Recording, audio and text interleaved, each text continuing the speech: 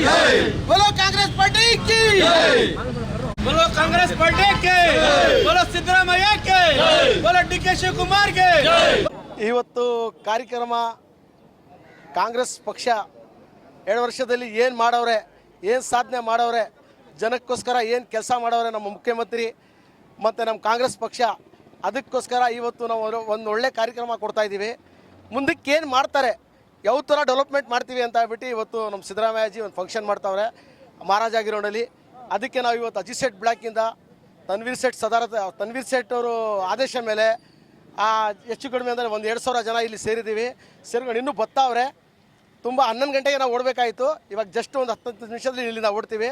ಎಲ್ಲ ಇವತ್ತು ಸೇರ್ಕೊಂಡು ಒಂದು ಒಳ್ಳೆ ಕಾರ್ಯಕ್ರಮ ಕೊಡೋದ, ಕಾಂಗ್ರೆಸ್ ಪಕ್ಷಕ್ಕೆ ಒಂದು ಒಳ್ಳೆ ಹೆಸರು ಬರಲಿ ಅಂತ ಹೇಳ್ಬಿಟ್ಟು ನಾವು ಇವತ್ತು ನಮ್ಮ ಕೆಲಸ ನಾವು ಮಾಡ್ತಾಯಿದ್ದೀವಿ. 100% ಖುಷಿ ಇದೆ. ಮತ್ತು ನಮ್ಮ NR ಛತ್ರಕ್ಕೆ ತನ್ವೀರ್ ಸೇಠ್ ಅವರು ಹೇಳಿ ಈ ಕೆಲಸ ಮಾಡೋರಲ್ಲಿ ಬಸ್ ಸ್ಟ್ಯಾಂಡ್ ಬರಬೇಕು ಅಂತ ಹೇಳ್ಬಿಟ್ಟು ಅವರು ಹೆಚ್ಚು ಕಡಿಮೆ ಅಂದರೆ 10 ವರ್ಷದ ಅವರು ಮನಸ್ಸಲ್ಲಿ ಈ ಥರ ಬಸ್ ಸ್ಟ್ಯಾಂಡ್ ಆಗಬೇಕು, ನಮ್ಮ ಏರಿಯಾ ಡೆವಲಪ್ಮೆಂಟ್ ಆಗಬೇಕು, NR ಛತ್ರದಲ್ಲಿ ಬರಬೇಕು ಅಂತ ಇತ್ತು.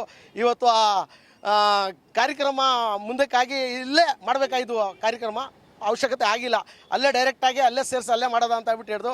ಇಲ್ಲಾಂದರೆ ಗುದ್ಲಿ ಪೂಜೆ ಇಲ್ಲೇ ಮಾಡಬೇಕು, ಒಂದು ದೊಡ್ಡ ಇದ್ರ ಫಂಕ್ಷನ್ ಮಾಡ್ಬಿಟ್ಟು ಮಾಡೋದ ಅಂತ ಹೇಳಿದ್ರು ತನ್ವೀರ್ ಸೇಠ್ ಅವರು. ಅದು ಅವಕಾಶ ಆಗಿಲ್ಲ. ಅದಕ್ಕೋಸ್ಕರ ಡೈರೆಕ್ಟಾಗಿ ಮಹಾರಾಜ ಗಿರೋಡಲ್ಲಿ ಮಾಡ್ತಾವ್ರೆ. ಇವತ್ತು ಅದು ಬಸ್ ಸ್ಟ್ಯಾಂಡ್ದು ಅಲ್ಲೇ ಇರ್ತಾರೆ. ಯಾವಾಗ ಏನು ಅಂತ ಹೇಳ್ಬಿಟ್ಟು ಪೂಜೆ ಯಾವಾಗ ಕೆಲಸ ಶುರುವಾಗುತ್ತೆ ಅಂತ CM ಸಾಹೇಬರು ಹೇಳ್ತಾರೆ.